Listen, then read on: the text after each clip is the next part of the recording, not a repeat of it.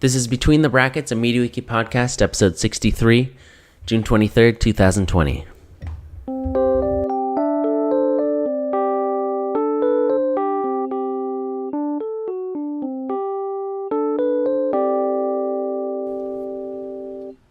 Welcome to Between the Brackets. I'm Yaron Koren, and my guest for this episode is Tom O'Neill, who is the co-chair of the Web Council and Federal Domain Manager at the U.S. Department of Energy.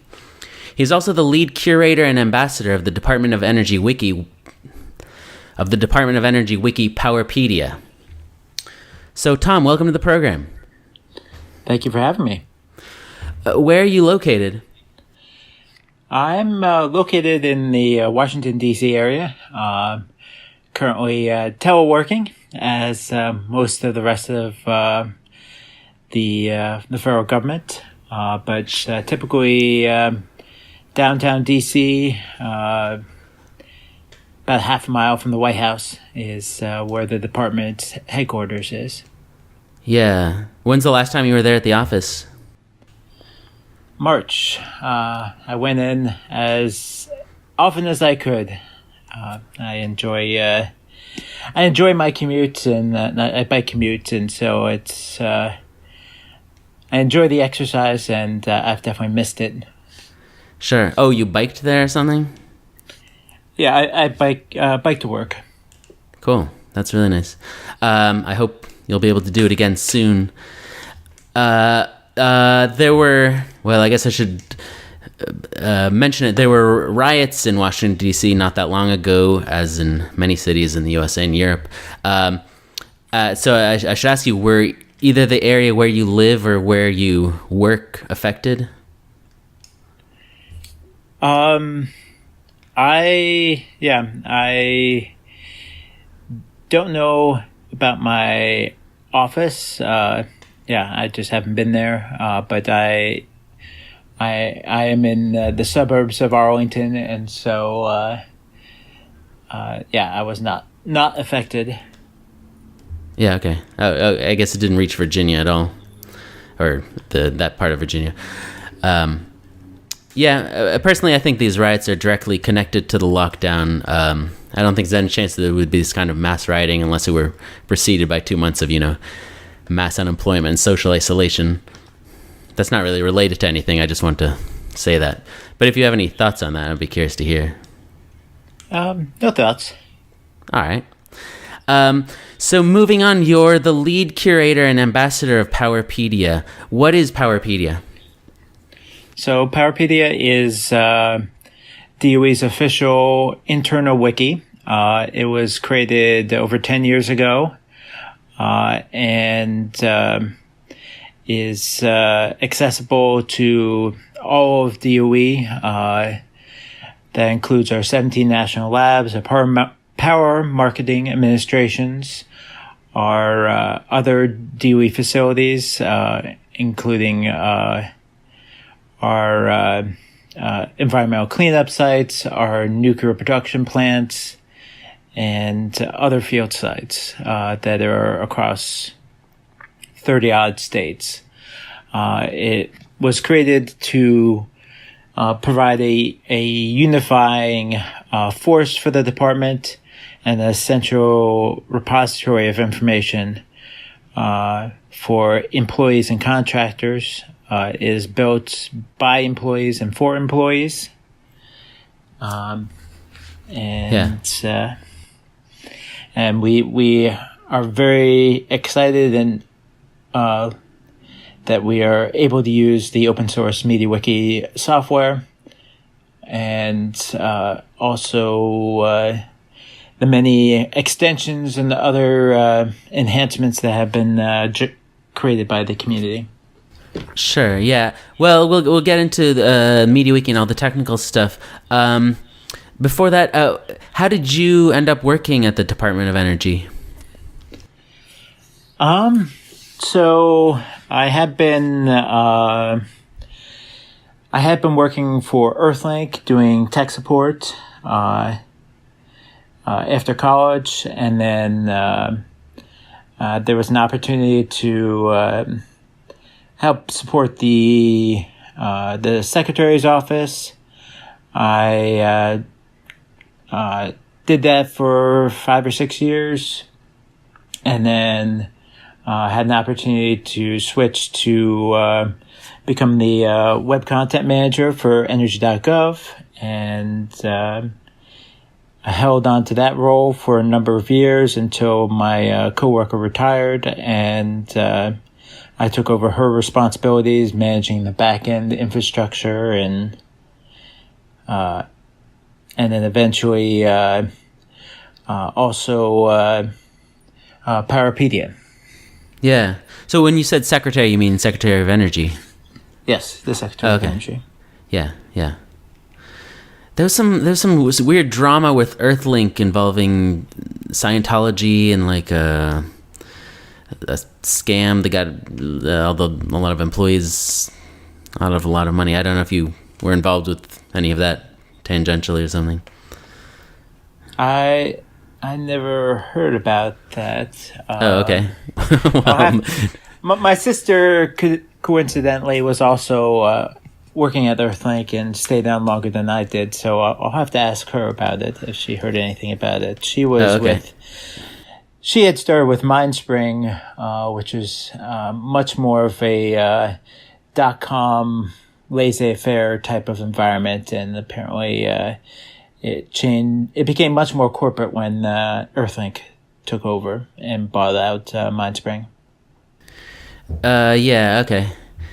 I'll check on that. Maybe I'm thinking of something else. Maybe it's not even Earthlink, and I'm just castigating for no reason. So that's interesting. When was that that you first started working there at the Department of Energy? 2001. Oh wow! Okay. Yeah. And you were and you were managing their websites. I eventually managed energy.gov, posting all the content. Everything went through me, so worked closely with the Office of Public Affairs and various other elements of energy.gov. We eventually moved that from a proprietary software to Drupal content management system, which is another open source software. And right, and we're responsible for consolidating a number of websites. Yeah, okay. Is that Drupal site still in use? Yep, still in use. Still a Drupal site for all of energy.gov, and we're and it has been cloud hosted for years as well. Yeah, and you're still involved. You're still running it or helping to run it. That changed a few years ago, but I'm I still oversee the Web Managers Council and do stay involved and work closely with the teams that oversee it. I try to stay involved as the Office of Public Affairs is there is turnover in that office, as a lot of people in that office tend to be political appointees, and that does change over time. Yeah, okay. Yeah, you've been through, I guess, 3 administrations at this point. Yep, third administration, so yes. Yeah. So, yeah, you said, so Powerpedia started just about 10 years ago, a little over 10 years ago? Yep.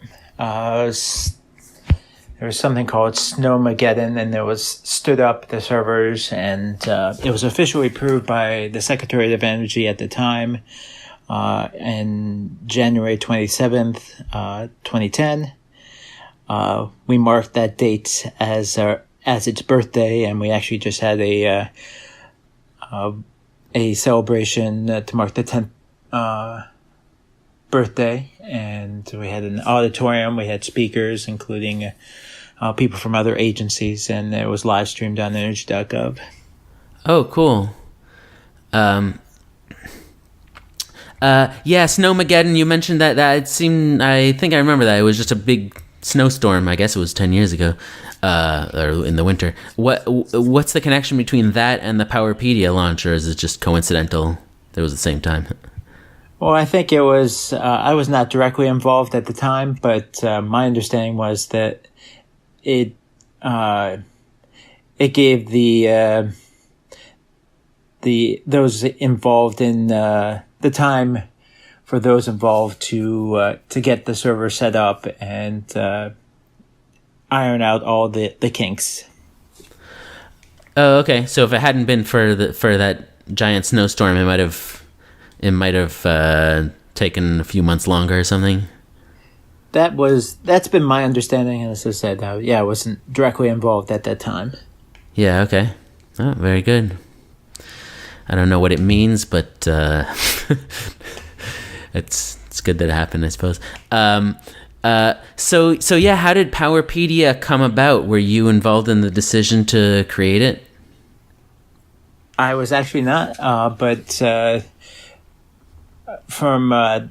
there was quite a bit of documentation, and they saw the success of Intellipedia, and that's the intelligence community has a series of 3 MediaWiki wikis of various security levels, and they saw the success that they were having.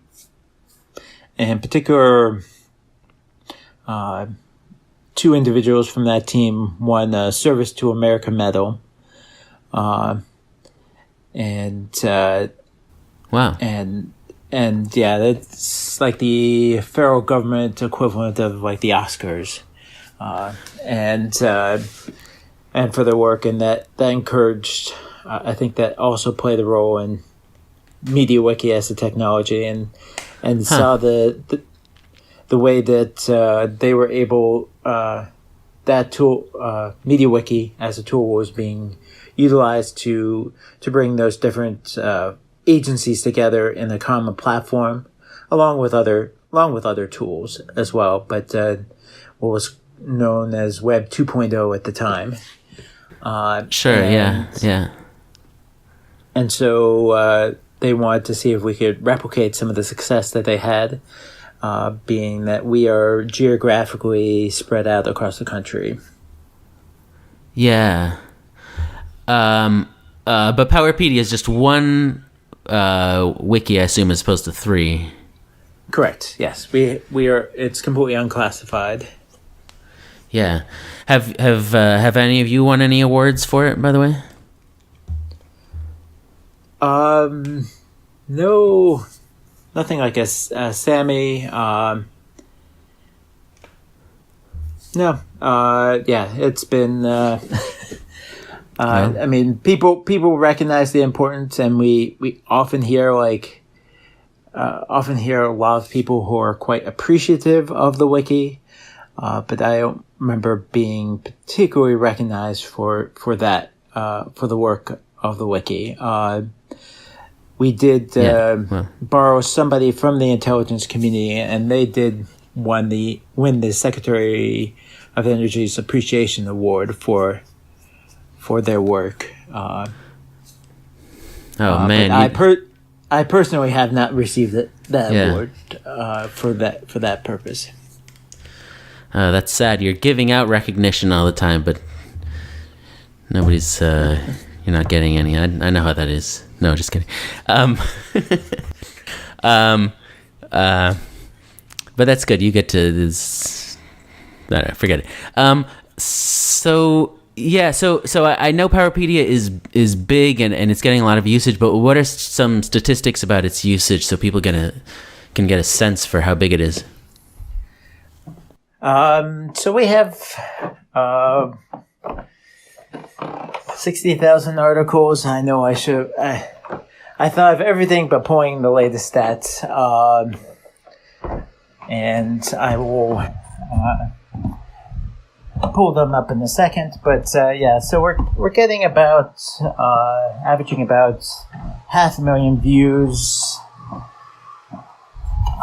a year. Wow. and that's so we use the internal counters. We do have Google Analytics, but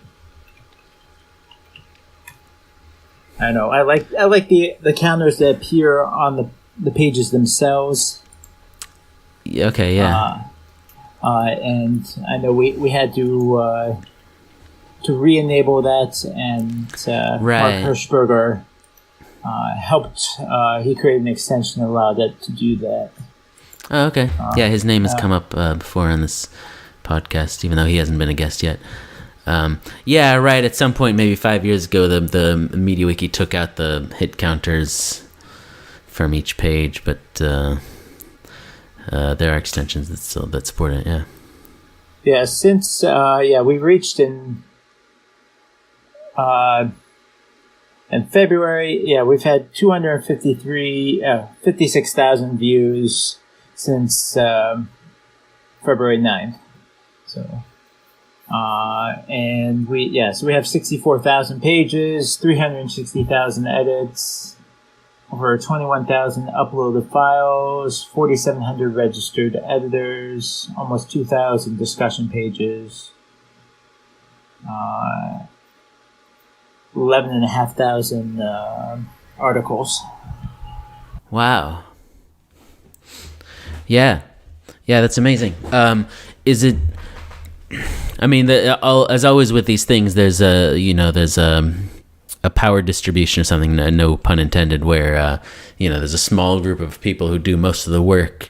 But are there a small group of employees who are contributing most of it, or is it really pretty distributed in terms of contributions among, I guess, different groups within the Department of Energy and different locations and all that? We definitely there is a diversity. Of course, we do have some major power users. We have definitely we've actually, a big thing we try to do is to build community, and some of those ways include our Powerpedia. We have a working group that meets bi-weekly, and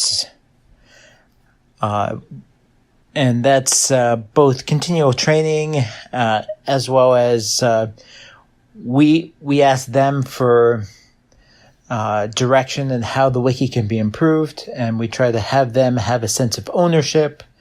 As I said, we have an ambassador program that helps us amplify when we're trying to promote different things. We do have an advisory board that I will consult from time to time. We definitely encourage gardening as much as possible, and we're always looking for more people to get in editing. When people create accounts, we're very quick to try to piggyback on that by offering them training, welcoming them. We actually have an automated script that will write on their talk page, just like on Wikipedia, and then we'll invite them to training, and then invite them to join the Powerpedia working group. We try to be very comprehensive in our help documentation, and we have editathons. I've tried to encourage wiki projects; those haven't picked up quite as well, but yeah, there's definitely a lot of that we try to do from a community perspective, and then we also have had interns over the last couple of years, and I can talk more when you're ready to discuss that further. Yeah, sure. You brought up a bunch of things. I want to talk about each of those. You said something I didn't know about, or maybe I did, that you have ambassadors for Powerpedia. I mean, I know you're the lead ambassador, but what's that program about? So it's an effort to sort of put a face to Powerpedia in different organizations. We've recruited It's gotten as high as like up to 100 different ambassadors in wow. not only different, we have a number of different program and staff offices, and of course our labs, power marketing sites, and we're trying to get people in the different organizations, at least one or two, to be able to promote the wiki within their organization. And then we also want them to be sort of a place where people could go to ask questions about Powerpedia that they might be more inclined to ask somebody who's in their suite or in their office somewhere than to come to me or others for help. And just sort of foster a level of community support for the wiki, to the point that I will actually put in my out of office if people have questions about Powerpedia to go to the working group first, because we've trained them, and a lot of times people are very willing and capable of offering help to others, to really decentralize support. Yeah. So what's the connection between the working group and the ambassadors? A lot of our active working group members tend to be ambassadors, and then some of them I will recruit to the actual advisory board, which is limited to 12 people. But the working group has hundreds of people involved. Okay. So how does someone know if they have an ambassador or working group member or whatever in their office? We have a list of them. We try to encourage people to add like their pictures and their location. So it's a sortable table by organization, by location. If they have multiple organizations that they're involved with, that they can also list, I think, up to 3. Wow. Okay, that's really neat. It makes a lot of sense. I don't know if I've heard of anyone. Maybe I have. I apologize if there's been someone on this podcast before who had a similar setup. I just don't remember such a thing. How is that working out? I mean, do the ambassadors get asked questions about the wiki? I mean, technical questions or other kinds of questions? Yeah, they occasionally get asked questions, and I always, whenever I'm recruiting them, I always tell them that they're more than welcome to forward any requests to me, and I can help answer them. So I'm not trying to put a load that people are not comfortable with, just trying to have a friendlier face and additional faces. So it's not just one person running this wiki, but it's to sort of foster that community aspect of the wiki. Yeah. Okay. And then the advisory board. I mean, I guess it's just a select group. But is there anyone from outside the Department of Energy on that board? No one outside the department, and a lot of that is more high level. Where should we be going? What the team that supports it is an agile shop, and we do sprints, and so looking at what our next 5 sprints, what are some of the objectives that they think are important that we should focus on to make the wiki better, and taking that feedback back to the development team, and then working that from there. Yeah. How high up does it go? Do you know? I mean, I was going to ask if Rick Perry has seen it, but it turns out he's not the Secretary of Energy anymore. I thought he was, but it's a guy named Dan Bruyette or Brulette. Yeah. Yes. I don't know if Dan has seen it. I'll have to. They have in December they have a photo time where you can get your picture with the secretary. So I'll have to ask him. Okay. Next year, this year, as long as they do it. If he's seen it, but I do know that. I was training somebody yesterday who was directed by their office manager to get training on Powerpedia. So I feel there is definitely an awareness for some of the higher management. But I don't regularly talk with many of those individuals, so I don't know the level. But those I have talked with do seem to have an awareness and a recognition of Powerpedia. Yeah. So I wanted to ask about the editor. So I wanted to ask about the editathons too, because I think you at Powerpedia have some impressively large ones. But what can you say about those?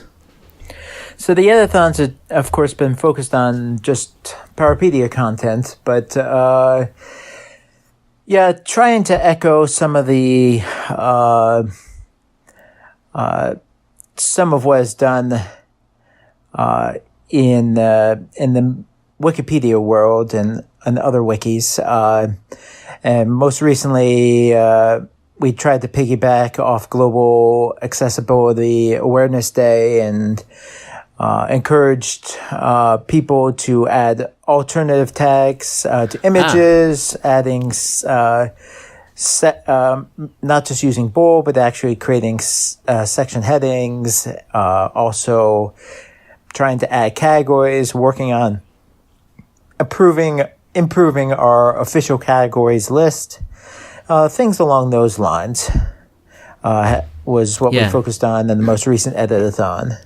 And typically I'll do a live stream of my participation throughout the day and welcome people to come in and watch me edit and ask questions if they have them. And it's just, in a lot of ways, it's a promotional event, and it's a justification, a reason to show, document some of the ways that people can make improvements to the wiki, and also gives me an opportunity to say no to meetings for a day, and as much as I can, Very good. and other areas to be able to have fun in the wiki for most of the day. So. Yeah, but I don't know if you talked about the size, but back when people were having in-person meetings, how big did these editathons get? Oh, we typically just did them completely virtual. Oh, really? Okay. Yeah, just we're decentralized, and at one point we tried doing in-person like training sessions, and we did get some were more well attended, but the coordination just wasn't worth the effort. Wasn't worth it in my view. So we went completely virtual, and just we had editing. This is the theme. Here's how you can participate. I would make sure like the Powerpedia working group knew about it. We'd often use site notices and banners to make sure people are aware that it's coming, that it's happening. Here's how to join the WebEx. Here's how to participate. That's about the sum of it. Right, and so how many people were involved? So I actually I used to closer track But I'm not sure exactly how many people participated. I know we'd had a couple, I'd say 10 to 15 people maybe join throughout the day. So not a stellar amount. Okay. Yeah, I thought for some reason I thought you mentioned, because I remember you talked about it somewhere at the last EMWCon we had, which was all virtual. I for some reason I thought you mentioned that there was a 50-person edit-a-thon at some point. All right, maybe I'm getting my edit-a-thons mixed up or something. No, that I would love that. Yeah. Okay. Well, I mean, you certainly, in terms of total editors, you certainly could reach those numbers. Do you use Visual Editor? Absolutely. We wanted to get Visual Editor for years. We did have a lot of, it was a bumpy road. We did finally get it. It was about 2 years ago. I'm trying to find it in my notes here. We got July of 2018. We were able to add it, and it's all that we hope for, and we still have the what we call enhanced editor. As an option, we keep them both, and I try to encourage people to use Visual Editor as much as possible. I demo all my editing almost exclusively with that, but we definitely have some older some editors who have used the previous editor and are quite happy with that and don't want to switch. And there are definitely times I think the old editor can be more useful for some precise editing, especially in regards to like right-hand content. And but on the whole, very happy with it. We actually recently also added Elastic Cirrus Search, and we have template data.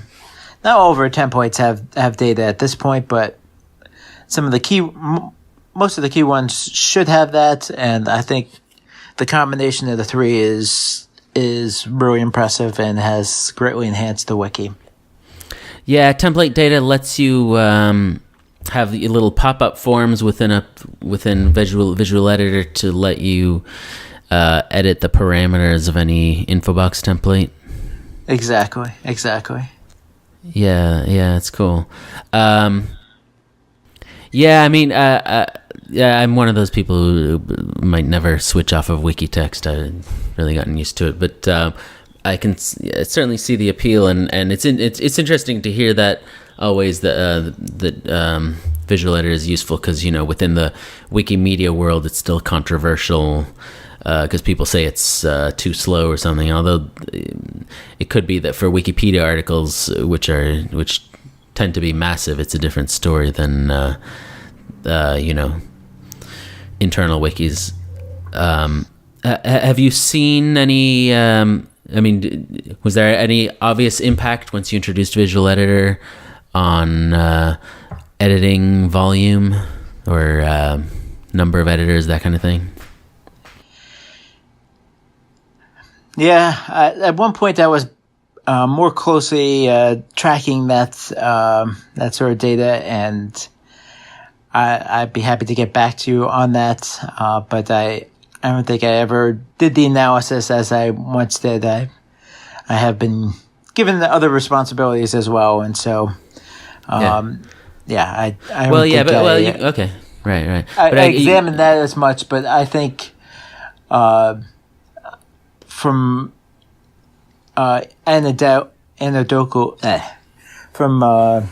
from what people have said, that they seem very comfortable in editing using Visual Editor as opposed to Wikitext. Yeah. So speaking of extensions, I guess I always bring up cargo, but I don't believe Powerpedia is using any of the so-called, well, they're different names for it. The structured wiki type of extensions like page forms, semantic MediaWiki, or cargo. We have not. One of our labs does have a public-facing site, OpenEI, that I believe has used structured data, and that's our National Renewable Energy Lab. But we have not used it at this point. Yeah. Okay. I think at some point in the near future, I do want to take another look at cargo. Just to reevaluate my previous evaluation of it. Yeah. Okay. Cool. Yeah, I wanted to ask about OpenEI actually. It's also run by the Department of Energy, I guess by a subgroup. I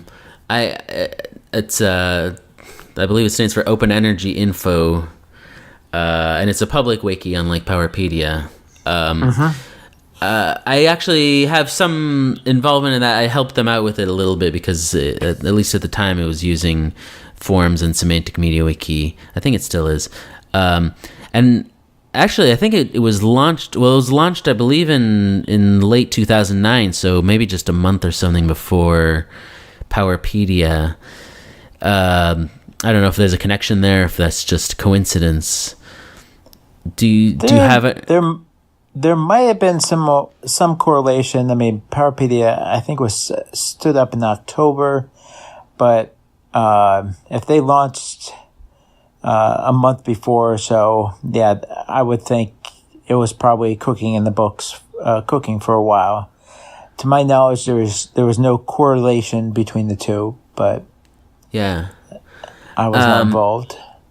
Well, yeah, I mean, it's a totally different set of data. It's not open EI is all just outward facing stuff, I think, about just general knowledge about the energy sector, or whatever you want to call it.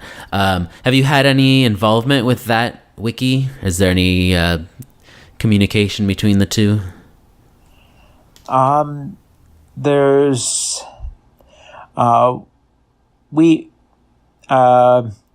have I've tried to include them in discussions about MediaWiki, particularly our enterprise MediaWiki community of practice, which is we have an aim to be government wide, but other than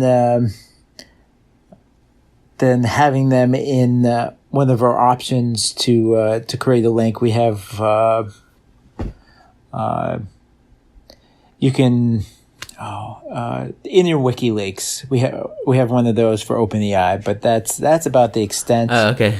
Yeah. Of the interaction, at least on our end. I'm not sure if they have any reference to Powerpedia on their public facing wiki. Yeah, I mean, right. Interwiki links wouldn't make any sense because they, it's private. But no, who knows? Yeah, okay. And actually, if we're already asking about other wikis, I was also curious about another big MediaWiki based wiki called Energypedia, which is actually based in Germany, and I don't know if it's governmental at all. It is in English, but and they use either cargo or semantic MediaWiki, or maybe even both. But I don't know if you've heard of it or have any awareness have any connection to that. Actually, I've never encountered that one. I feel like I've run into like a PetroWiki that also, I think, that was using the same sort of Powerpedia and moniker, but so they changed their name. I'm not sure. Yeah, I remember at one point I had searched and found something on the public web. Yeah, okay. For Powerpedia. All right. Yeah. Well, yeah. I mean, it's a huge topic. Energy, of course. There's no shortage of information or interest people can have. So back to Powerpedia. One thing that comes up pretty regularly on this show is that a wiki starts out holding a specific set of data, and then as people see the potential of it, they start wanting to add more and more kinds of data, and the scope of it grows. Has that happened with Powerpedia? I feel it has. I think there was a definite focus in the beginning on a very narrow focus of trying to implement what was known as the American Recovery Act, and yeah, right. Yeah, and so there was a definite focus on that in the beginning. Oh, yeah, that makes sense. It was right around that time. Yeah, the whole stimulus thing. Yeah. Yes, and I believe that I'm not certain, but I would guess that some of the funding came from that to help it get started. So that actually might be the connecting, if true, that might be the connecting factor between OpenEI and Powerpedia's launches. Right. The availability of funding for projects such as those two. Yeah. And basically, since I've taken over, I've tried to have a very broad focus and basically said any topic related to DOE has the potential to have a Powerpedia article on it. And we have a lot of variety in the articles. When I hit random page, I am actually quite surprised sometimes some of the content that's up there, but Powerpedia has DOE has a lot of research that it does, and it touches on a huge array of subjects. And so,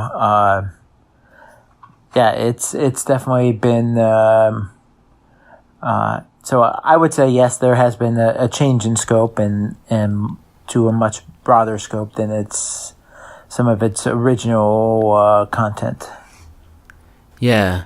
Has it replaced or supplanted, I guess maybe that's the same thing, any other software that was intended to hold some specific set of department-wide data? At various times, it has held some department-wide data. In many ways, it actually has served as a form of an intranet. Because we do not have an official DOE-wide intranet. We definitely have intranets from some of our sub-organizations using various technologies, including Drupal. And sometimes content has drifted between the intranets and Powerpedia and yeah. We definitely try to follow. I try to encourage people to consider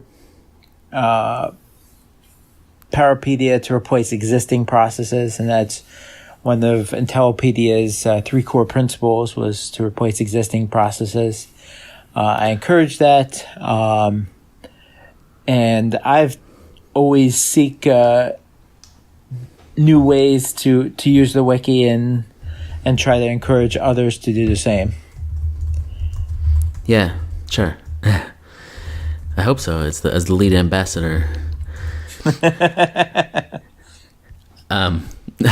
So you mentioned the something called the Enterprise MediaWiki Community of Practice, which is also called the Federal MediaWiki Community of Practice, or the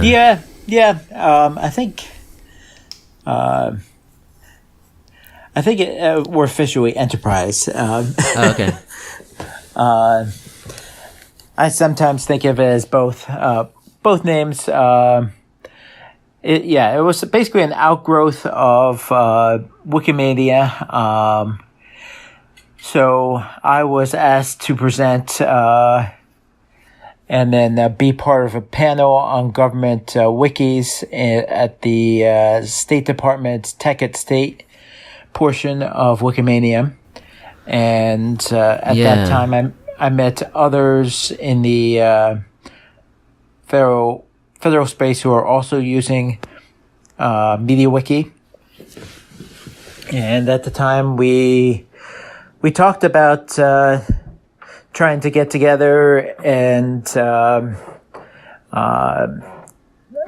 one person who kept with me and kept that dream alive was Peter Myers at the Bureau of Labor Statistics. And so we just started off small and just said we wanted to demonstrate. It was a demonstration in the discussion group. So we wanted to talk about, show off what we're doing in our own wikis and discuss with others some of the challenges we're having.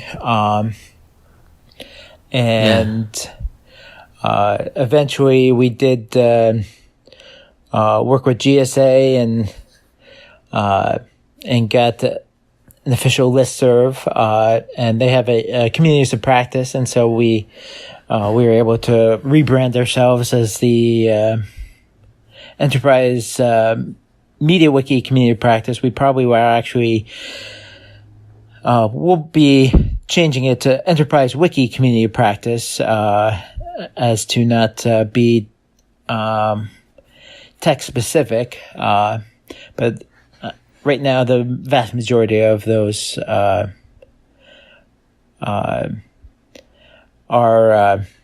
involved are using MediaWiki. Yeah. Cool. That you're talking about the Wikimania in 2012 in Washington D.C. Exactly. Yes. Yeah, I was there at that talk you mentioned, the panel discussion. I mean, I was in the audience. Not to drop names, but I was watching it with Marcus and Denny from then from Semantic MediaWiki, now from Wikidata. It was memorable. It was definitely a different kind of talk there at Wikimania. It was more just a kind of a culture clash, I guess, but I thought it was really interesting. So actually a few questions about that. So it's essentially a mailing list. Well, we actually have a monthly meeting, and we do have a distribution list as well. But we meet monthly, and those who can attend based on their schedule, and we talk about our wikis, what we're doing. We've definitely helped each other. The State Department has something called Diplopedia, and yes, it does also have it has a Wikipedia article about it. And they helped us launch portals and work with us, and we are always trying to encourage other agencies to also launch their own wikis, and have helped answer questions. And I know of at least one other federal agency who launched within the last 6 months using NASA has a Meza. Sure. So they use Meza, and I believe they're even being hosted. They're being hosted on the cloud, but and I actually should get more information about that, because their path seems like something that they might have blazed a path that we could more easily repeat in other agencies. So. Yeah, Meza is great. We talked about it at the Well, it's come up on this podcast a few times, but there's the episode with Darren and James from NASA, who are the main creators of it. Yes, absolutely. Yeah, and, it is. Yeah. They occasionally will pop on the meetings as well. Oh, okay. They're part of the group too. Yeah, they're on the distribution list. Yeah, we have people some who have been more active, but definitely State Department, Nuclear Regulatory Commission. Cindy, who was your first guest, has definitely been a part of it since almost the beginning, back when she was with MITRE. CDC is on, EPA, VA, Trade.gov, DHS. Okay. Wait, all these agencies you listed have an internal MediaWiki wiki? At some point might have or have pursued it, and some are just staying on. I actually don't know the state of a number of them, but they're still on the list. And I know like CDC is much more externally focused, but yeah, EPA had a wiki farm at one point, and was hosting for like a wiki for, I know, Bureau of Labor Statistics, their Statopedia. Yeah, right. Yeah, and Peter Meyer, whom you mentioned, is connected with that one. Yep. Okay. I mean, do you know? Well, okay. Not to belabor the point, but do you know, like, for instance, if the EPA, if they still have it, or they no longer have it, or what? I actually don't know. I'll have to ask Peter what ended up happening with that. Oh, Peter's involved with the EPA one also? His wiki was hosted by EPA. Oh, I see. Okay. Huh. Yeah. By the way, I realized at some point, well, we were talking that Wikidata already existed in 2012. So just in case I got some Wikidata people angry at me for saying that, Marcus and Denny weren't involved with it in 2012. Please don't get mad at me. I just forgot. So this is a mailing list. Is it basically, or well, a mailing list and a community? But are you basically just exchanging information, best practices, or is there also an element of evangelism, or whatever you want to call it? Yeah, we're absolutely trying to evangelize. We've had some initial talks to have to actually have like a summit to try to show to the greater government community like the advantages of an enterprise wiki. Things with COVID-19 have definitely sidelined some of those thoughts about having an in-person event. Right. But I mean, that's one of the things we strive to be able to help others to be able to stand up their own wiki and Yeah. So if there were no lockdown right now, you might have had your first in-person conference or something, or have you had those before? We were in discussions with the great government about trying to do one of those, and I'd have to check my notes exactly if it was going to be a combination of in person and virtual.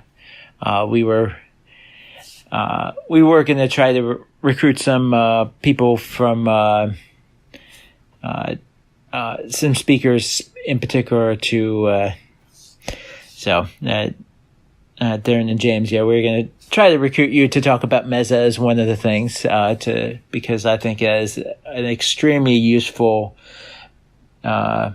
method of getting a wiki off the ground, and I think that is often what's needed is just get something minimum viable product to be able for people to start playing with and experimenting with it. Yeah, sure. I mean, yeah, it's nothing really. I wouldn't even call it. I mean, it is maybe minimal, but if you set up MediaWiki using Meza or whatever else, you're going to get a ton of functionality, all the functionality, of course. Yeah. A ton of functionality, yes. But yeah, it's not just a base install of the wiki. It's very full featured. So yes. My apologies. Yeah. Now everyone's going to be angry at you, so you're taking the heat off of me. So have you, since you, I guess, basically run this community of practice, have you become sort of the MediaWiki guy in the U.S. government? I mean, when somebody at another agency is wondering whether they should use MediaWiki, do they often ask you about it? Yeah, it's come up, and yeah, I've been asked to talk, at least once. Well, yeah, I've been asked a number of times. Questions about organizations wanting to stand up the wiki, and we host the meetings notes up on something called max.gov, which is actually a Confluence wiki that's run by the federal government. That's ironic. It's but it's government-wide visibility, internal but government-wide. So that was the best tool we were able to come up with when we were standing up the group, and I still feel like it's the best tool that I know of at this point. Confluence is the best tool you know of? No, max.gov. Oh, okay. Well, okay. So fine. the government instance, I don't know of any other intergovernmental tool that would have the broad visibility of max.gov. Yeah. Okay. So what's your basic pitch when someone asks you why they should set up MediaWiki in their agency or department or whatever it is? So what I've found is that a lot of times people have great intentions when standing up an intranet, and they'll put a lot of work into creating the content, but it is difficult to keep the content growing and maintained unless you have a dedicated team that's constantly working on it. And if you hadn't guessed, I don't have a nailed down elevator pitch for this. Wow. But basically, MediaWiki, it's number one, it's a free software. It allows people to contribute. There's accountability. That's something that we have. We borrowed from Intellipedia, and the accountability features, I think, are very strong. We actually want every account and every edit to be directly traced to an individual. And of course, the undo and the version control is incredible in MediaWiki. And so you can actually see what changes were made, and it allows a decentralization of the creation of content and the curation of content. And I think it's just a really efficient way of making people more productive, finding the information they need quickly and easily without having to go around asking people, what does this acronym mean? Or, of course, they're doing like a Google search, but that's not what the acronym means in this context. And Sure. so Powerpedia, we actually, of course, we're the government. We love our acronyms, and acronyms can mean five things or more. Right. And if we can have even just a stub article, a short article on each one, that is more information than they had, and sometimes that's sufficient enough information to even know what organization stood it up. And since we also can look up individuals, we actually have DOE's phone book is available. It's in the wiki as it's actually a Drupal website backend, but it's shown within the wiki, so you can actually search people and find out what organization they're a part of. If you want to look up individual contributors, so you actually can find an email address for everybody who makes an edit, and then you can use that email address to look up and find out what organization they're in and additional information, or of course directly email them. Yeah. So the broad accountability for the edits, I think, is also really important. Now, I think there will always be a level of discomfort for some with allowing content to be edited in that fashion, but I think it's much more efficient than having to go through 5 layers of approval to make even a basic change to like an internet page. And that's also going through that process. You're using taxpayers' time and effort, and time. You're spending money by potentially wasting the time when you could just allow somebody to make an edit directly themselves, and then have accountability and people who could have a page on their watches and get email notification when that change is made, and be able to review. Oh, that makes sense. That's a good edit.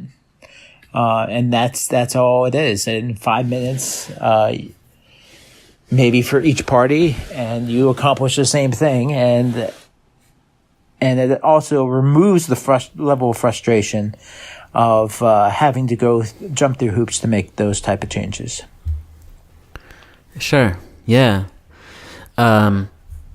Just a random question. Do you use visual diffs, by the way? You talked about diffs. Do you use it's a relatively new feature that the visual editor provides, where it shows a graphical diff instead of just, this is the text that got removed and this is the one that got changed, that got added.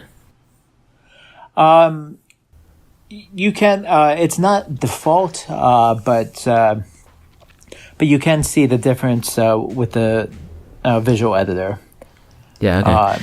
I'm not completely certain that we're talking about the same thing, but we're using MediaWiki 1.31, so the long-term support release.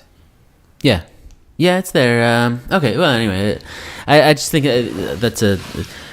just when you go to the history page, that you can set it up so that you uses visual editor to show page diffs. I think it's a really neat under known about and feature that's not as well known about as it should be, I think. So you mentioned obviously that time is money, and the software that wastes your time is also wasting money. And you mentioned that free software is a benefit for using MediaWiki. What is the fact that it's open source? Is that an advantage or a disadvantage as far as convincing large agencies or departments to use MediaWiki? I think that there is a broad acceptance of open source at this point in the federal government. So I think still the vast majority of government websites are run using Drupal, which is of course open source software. Yeah. I wouldn't say it's universal, but depending on the software, I mean, the as long as it's getting regular security alerts, and we definitely do security assessments on all software, and we'll do penetration testing and all those different tests to make sure it is secure. And so I think as long as software can pass that level of muster scrutiny, I think that people are comfortable with it. And one less license cost is always appreciated as well. There is, of course, a level of support still required. People to actually get it set up and keep it configured and up to date. Sure, but you hire consultants for that, or something, or is it all in-house at this point? It's in-house. We have a contractor workforce with the technical capability to support it, and that was cool. A requirement. Yeah. What are the obstacles you see to adoption in the government, whether it's missing features or just a bad reputation for wikis or anything else? I actually haven't. Or just inertia? I think probably inertia is the only thing. If you have somebody who can get excited about it and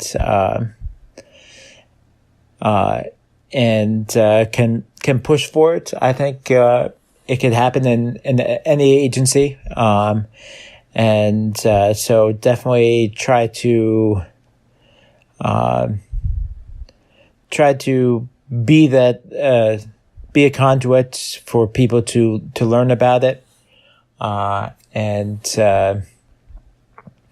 definitely try to be also part of the community to as questions such as that are raised from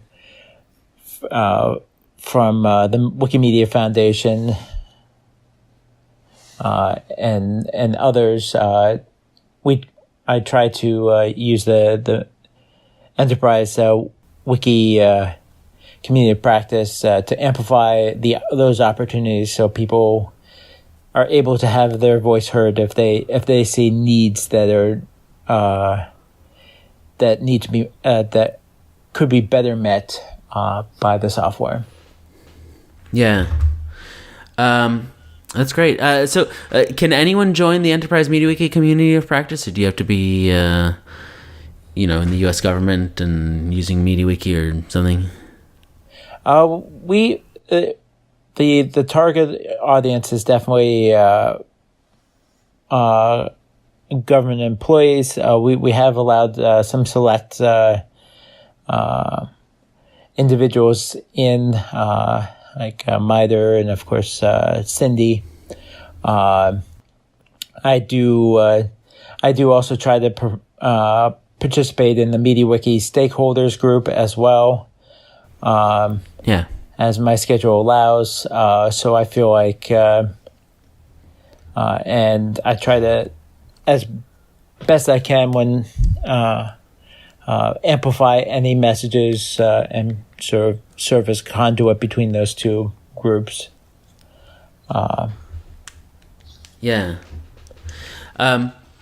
If someone is right now working in the U.S. government using MediaWiki and they hadn't heard about this Enterprise MediaWiki community of practice, how and they wanted to join, how could they do that? Should they email you or something? On Macs there's a distribution list, macs.gov, and okay. I'm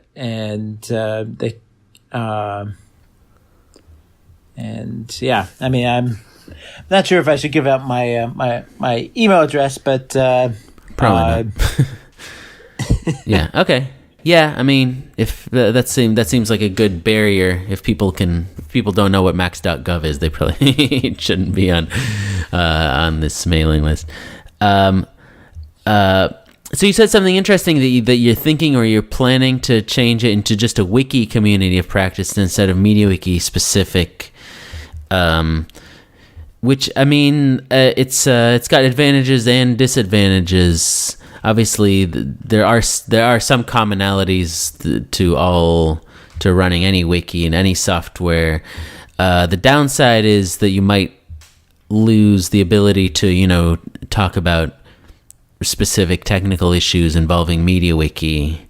I don't know if that's something that actually comes up, or if it's or maybe that's not really a concern, or what.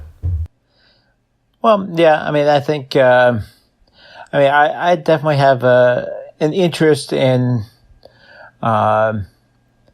understanding Confluence to a greater degree. I mean, I've definitely have at least 2 Confluences accounts in different resources, but I know there's I feel like, yeah, there is definitely commonality, and we can definitely continue to focus on some of the MediaWiki as the group exist. I mean, I could see us breaking out into subcommittees if that makes sense, and then coming back together. But yeah, we've not bridged that gap yet. Right now, we're just still focused on MediaWiki at this present moment. Yeah. Okay. Cool. Yeah. No, I definitely agree that there are things you can learn. There are things MediaWiki can learn from Confluence. Maybe the biggest one is annotation. Being able to highlight a specific piece of text and just put a sideline comment in about that, as you can do in Google Docs too. It'd be great if MediaWiki had something for that. But anyway, anything? It's been 10 years now for Powerpedia. Is there anything on the horizon? You talked about maybe looking into other extensions like Cargo, but we've had interns. The interns, right? You wanted to, we didn't get to that. Yeah, go ahead. We've recruited virtual student federal service interns through the State Department for last couple of years. Initially, we had just focused on having them start to build content, basically like wanted pages, and then we would externally and then bring them into Powerpedia. And this last year, academic year, I actually expanded and created another group, to focus on looking at bot scripts, and how we can better automate. We have we've had a few bot scripts running on Powerpedia, double redirect, and one for our statistics and that type of stuff. But I wanted to explore adding additional capabilities. So we definitely have added some of like the categorizing, but one of those interns in particular went so far, and rather than actually creating a script, he actually has created some full-blown extensions, and some of them are definitely based on existing extensions, but to help us look for duplicate users, because we actually we use the MediaWiki sign-in, and so we look for people who might have accidentally created a second account and look for those. We also have like a user list that we actually maintain on the wiki, and that's used to communicate to all editors on a regular basis about upcoming enhancements or events, and basically looking to automate more of that. We're also looking at doing some trying to have automation look at external RSS feeds and then add links from particular like government sources to the article, such as solar energy.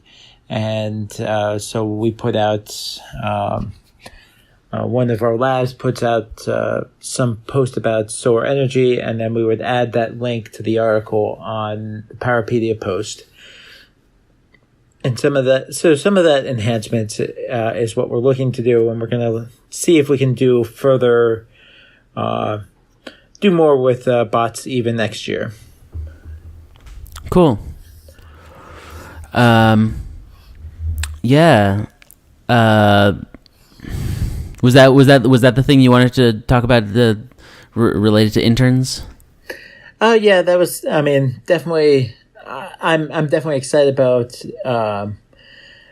the work that the intern was able to do. That particular intern was able to do, but I've always been very grateful for the contributions that the content interns. We have generally about 5 or 6 content interns working on articles, and so I get to teach them how MediaWiki works, and that gives them the skills to be able to build articles from public sources, and just bring that content together, and then we can help by filling in some of the gaps that we need articles, and they gain experience and also learn how generally like Wikipedia works, and that has Right. definitely shaped some of their careers. And yeah, I'm happy to give them an opportunity to do an internship. I definitely had internships that there were times when you basically ran out of work and you didn't have enough work. And I've tried to create an internship in which they never had that problem. There's always more articles that they can create or enhance, and develop skills along the way. Cool. Yeah, that's great. That sounds like a great opportunity for them, and of course, Powerpedia is providing a great service to a lot of people. Yeah, I think that's all my questions. I'm really glad we could talk. There's a lot of this that I didn't know about Powerpedia, and I think a lot of other people didn't know. Yeah, it's cool to hear about all the great work that you guys are doing, and yeah, I hope it keeps getting bigger and more important. Yeah, so Tom, thanks for being on the podcast. It was great talking to you. Absolutely, it's been an honor, and as I said, yeah, I've listened since the beginning, so very much enjoy hearing the great work of that others are doing, and it's definitely been an inspiration, and I have had lots of ideas that I have taken from previous podcast guests, and look forward to future guests and learning from what others are doing throughout the MediaWiki universe. Cool, that's great to hear.